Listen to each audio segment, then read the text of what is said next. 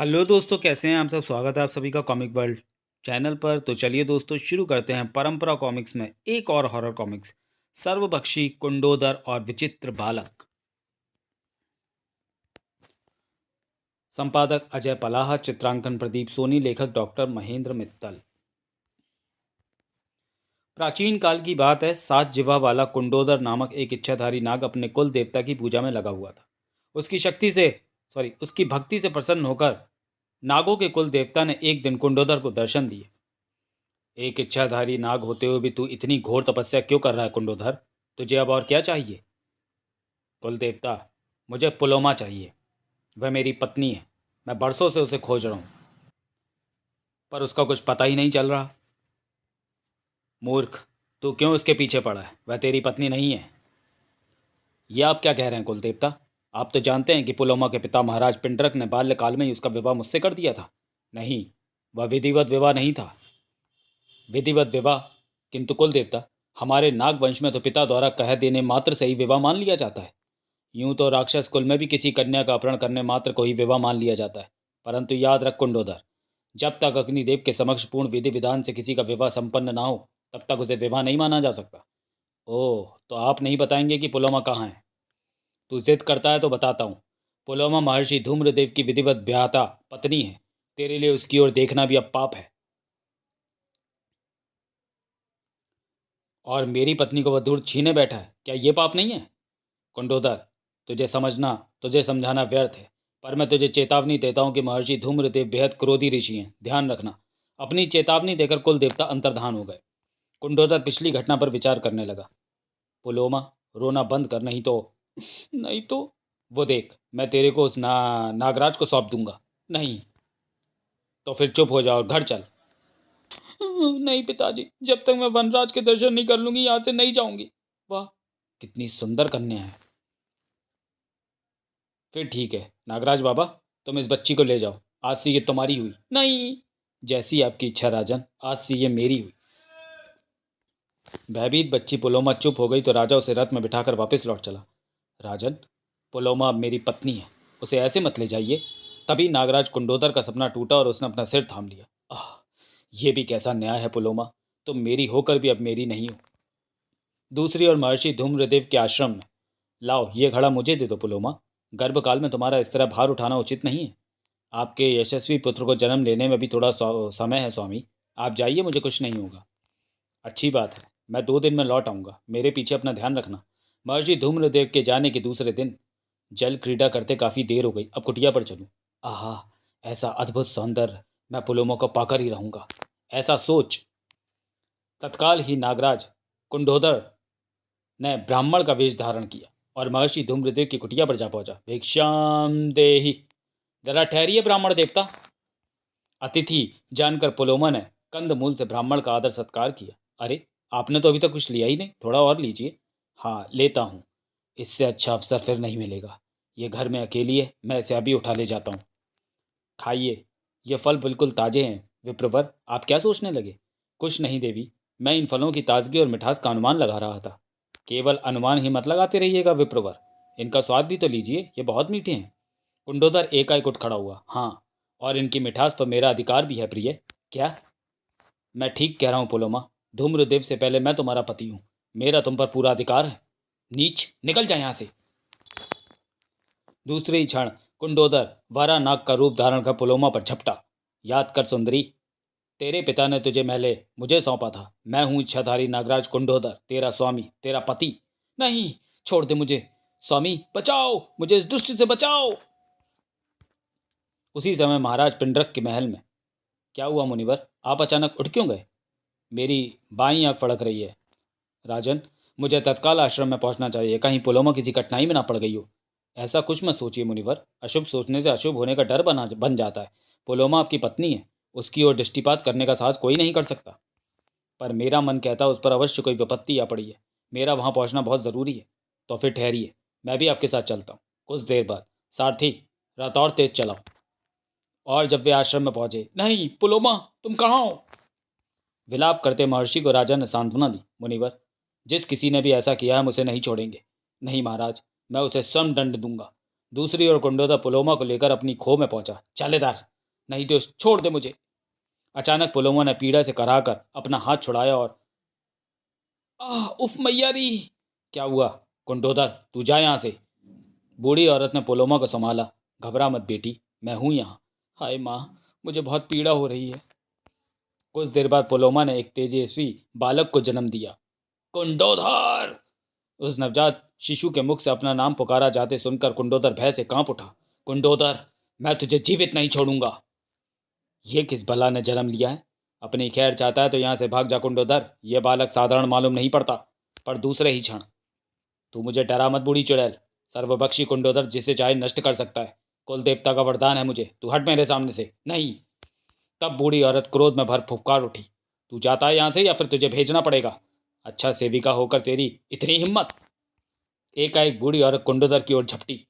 अपनी माँ को सेविका कहता है? नीच! ठहर, अभी मजा चखाती हूँ तुझे। दूसरे पे कुंडोदर ने अपना सर्वभक्षी रूप धारण किया। हा हा हा हा हा, तेरा सर्वनाश हो जाएगा कुंडोदर। चल बुढ़िया, तेरे को भी हजम कर लिया, बहुत बकबक करती थी। उसी समय ले, इस चट्टान को भी हजम कर नीच। परंतु कड़ाक, अगले ही पल कुंडोदर चट्टान को चबाने लगा। कचर कचर भचाक भचाक। तत्पश्चात कुंडोदर ने एक शक्तिशाली दानव का रूप बनाया और हा हा हा हा हा हा, कुंडोदर सर्वभक्षीय बालक, अब मैं तुझे भी नहीं छोड़ूंगा। नहीं कुंडोदर, इसे कुछ मत कह माँ। महर्षि धूम्रदेव का पुत्र इतना शक्तिहीन नहीं है जो इस कायर से डर जाएगा। इस मात्र हंता को मैं सजा दिए बिना नहीं छोड़ूंगा। लेकिन बेटा, ये राक्षस मायावी और दुष्ट है।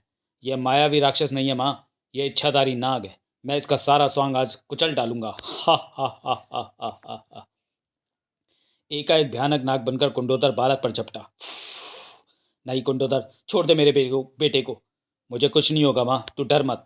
और फिर थाम, भाग यहां से। उफ, बूम बड़ाम, उफ। आकाश में पहुंचकर कुंडोदर ने अपना रूप बदला।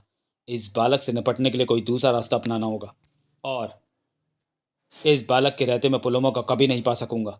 दूसरे ही पल कुंडोदर कबूतर बनकर उड़ चला। मुझे आगे जाकर इन्हें रोकना होगा। उधर महर्षि धूम्रदेव को पुलोमा का पता नहीं चला तो उन्होंने विकट अग्नि यज्ञ प्रारंभ कर दिया। ओम आग्नेय स्वाहा। 1,00,000 आहुतियां पूर्ण होने पर स्वयं अग्निदेव प्रकट हुए। बस बस रुको महर्षि धूम्रदेव, और आहुतियां मत डालो। बताओ मुझे क्यों बुलाया तुमने? अग्निदेव, मैंने तुम्हें साक्षी मानकर पुलोमा का वरण किया था। बताइए कहाँ है वह? उसे कौन हरण करके ले गया है? महर्षि, तुम्हारी पत्नी का अपहरण करता इच्छाधारी नाग सर्वभक्षी कुंडोदर है। ओह, पर उस दुष्ट ने ऐसा क्यों किया? क्या वह नहीं जानता था कि मेरी पत्नी गर्भवती है? निश्चय ही जानता था मुनिवर, पर वह पुलोमा को अपनी पत्नी समझता है। अग्निदेव की बात पर धूम्रदेव क्रोधित हो उठे। क्या कहा? पुलोमा उसकी पत्नी? ये आप क्या कह रहे हैं? आप साक्षी होकर भी झूठ बोल रहे हैं।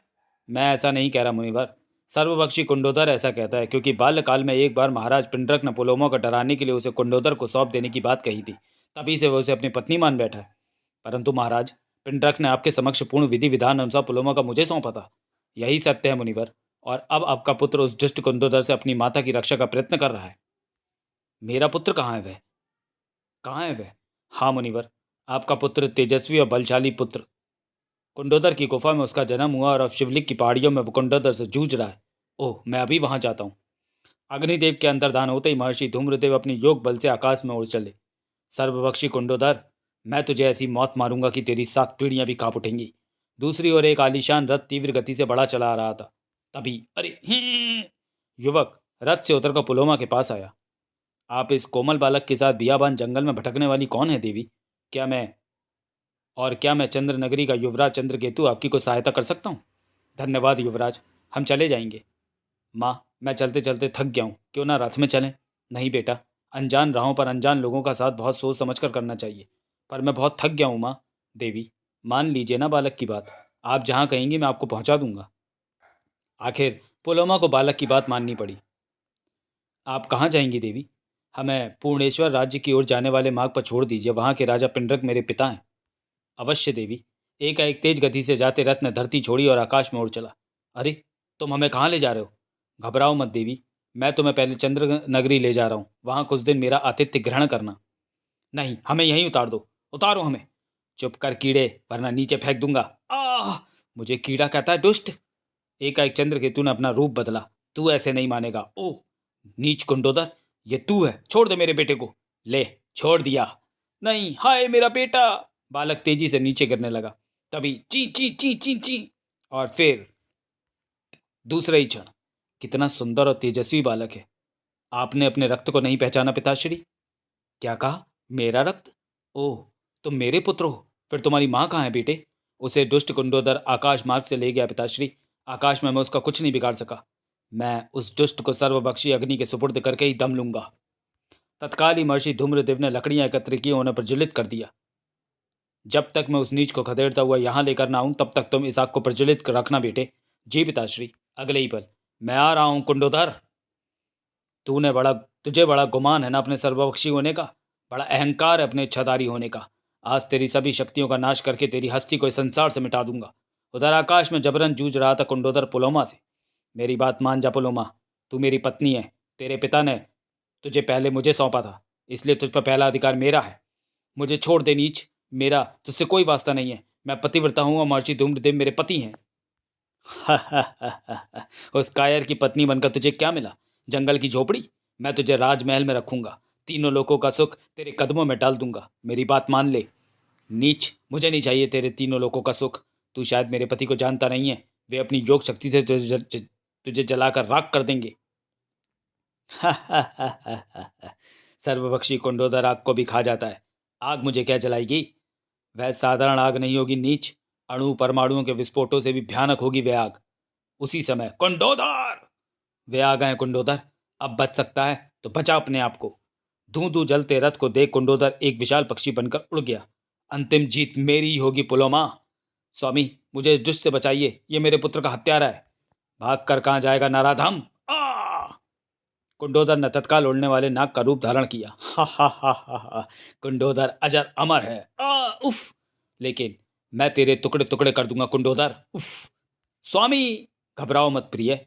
उधर धरती पर गिरते ही, हा हा हा, कुंडोदर को मारना इतना आसान नहीं है धूम्रदेव।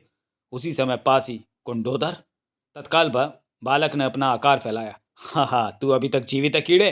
हाँ, और अब यही कीड़ा तेरे इस धुएं जैसे जिस्म को छिन्न भिन्न कर देगा। फिर दोनों आपस में टकराए। तुझे दिखाता हूं अपनी ताकत। खटाक! अबे मर्द बनता है तो मायावी रूप छोड़कर टकरा।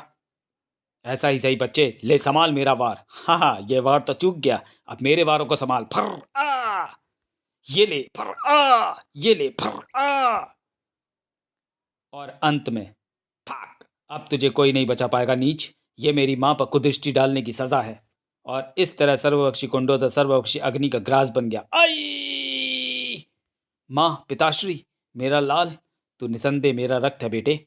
कुंडोदर राग के ढेर में तब्दील हो गया तो महर्षि धूम्रदेव अपनी पत्नी पुलोमा और पुत्र को लेकर योग बल से उड़ चले। कुछ देर बाद तीनों राजा पिंडरक के महल के आंगन में उतरे। नीचे पहुंचने पर, पिताजी, सुखी रहो बेटी, तुम्हें फिर से सही सलामत पाकर मेरे मन को बड़ी शांति मिली है। वाह, ये भी खूब रही, हमें तो कोई पूछ ही नहीं रहा। लेकिन महाराज, आप फिर कभी किसी छोटे बालक को हंसी खेल में भी किसी दुष्ट का नाम लेकर मत डराइएगा, जैसा कि आपने मेरी माँ को डराया था। नाना जी, पर मैं इन बातों से डरने वाला कदापि नहीं हूँ, क्योंकि मैं महर्षि धूम्रदेव का पुत्र हूँ। अरे, मैंने तो तुझे देखा ही नहीं। आपने अपने नाना के चरण स्पर्श करो बेटे। आहा, मेरा नाती, जुग जुग जियो बेटा। बिना बोले या बताए कौन जानेगा कि आप कौन हैं। समाप्त। तो चलिए दोस्तों, वीडियो को यहीं समाप्त करते हैं और मिलते हैं परंपरा कॉमिक्स की अगली कॉमिक्स, यानी हॉरर कॉमिक्स में, जिसका नाम है त्रिकाल भैरवी। मिलते हैं इस कॉमिक में अगले वीडियो में, तब तक के लिए धन्यवाद।